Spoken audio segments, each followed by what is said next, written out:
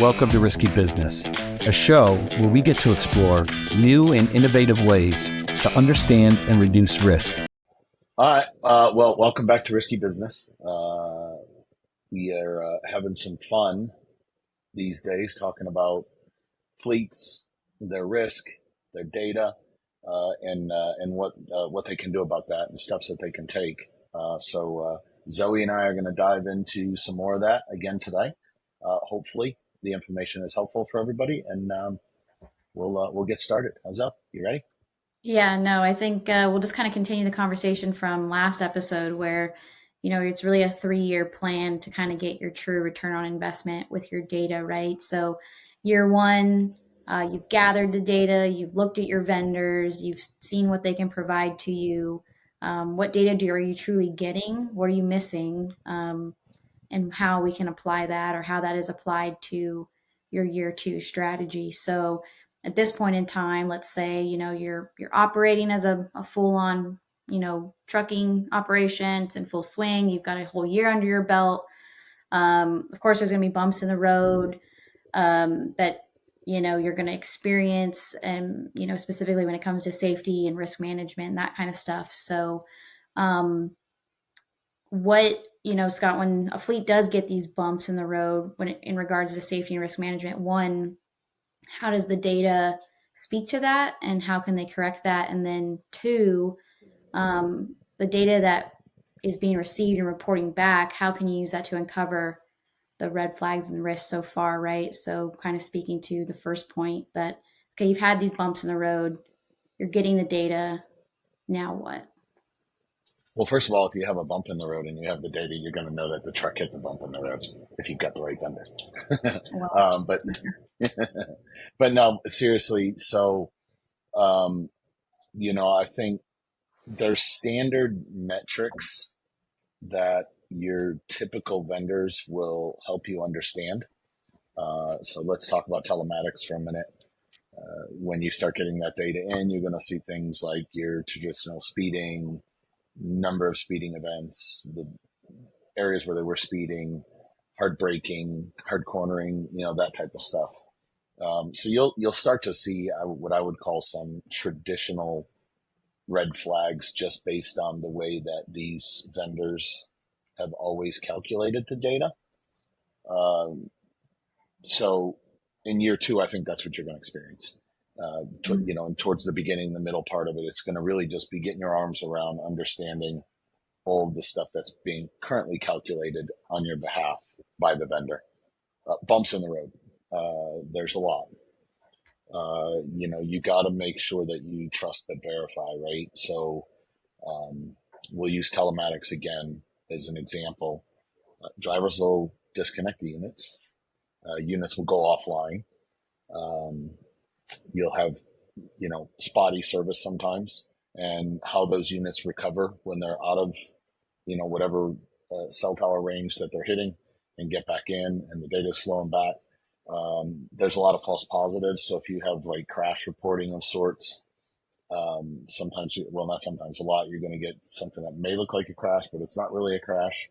So I think the bumps in the road you're going to notice now that you're seeing all the data, keep your eye open for spotty data and things that don't make sense. Because when you see it, you may need to address it with your vendor. There may be things they can do. There may be things they can't do. It could just be the way it is in certain circumstances. The other thing that is a bump in the road, depending on who you've got analyzing the data, is structuring that data in the background. So if you're going to build good, solid, clean analytics around all these different data points, if they're not structured in the background cleanly, so that you can do actual counts and really start to understand what you can learn from that information, there could be bumps in the road there. So perfect example is I'm going to use FMCSA data now. You might be able to get FMCSA data, but if you don't specifically get into counting the night certain numbers of violations in the background to do those calculations, especially if you want to compare yourself to like fleets and that type of stuff, it gets a little bumpy. So one, make sure your data is coming in and you're not getting any variations that shouldn't be in there. And then two, just make sure whether you're doing it internally or you're using a provider to help you analyze it, make sure that the data is clean in the way that they're going to build their analytics around it. Otherwise, you're going to get false reporting, which is not going to help you. Right. No, I think those are all really good points. Like your data is only as good as it is, right? So you want to make sure you have good Well, reliable. it's the old shit in, shit out, right? If the data looks like shit coming in, it's going to look like shit coming out. Yeah. That's just the way it is. What about okay, so you touched on a lot of data points that everyone knows, everyone's familiar with, everyone talks about. What about the data points that are being collected that traditionally haven't been seen as a big red flag? What about drivers who aren't paying their child support or seatbelt violations or, that aren't classic moving violations? What does that do, and how should that be analyzed? Should people be taking that into consideration? What are your thoughts on that? Are those things that fleets should be paying attention to? Because I feel like a lot of times they get brushed under the rug because they're not a moving violation or it's not a serious offense, but do the little ones add up as much as the big ones? Do we Yeah, know? I think the answer to that is when you start to build analytics. In my opinion, it's three tiers. Tier one is what do you see in your live data every day? What's it telling you? What trends are you seeing? Day over day, week over week, month over month.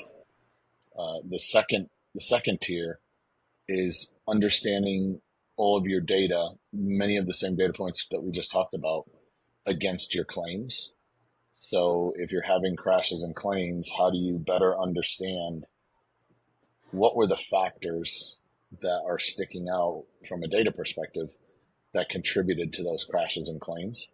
And then the third tier is it's the meat between the two buns, right?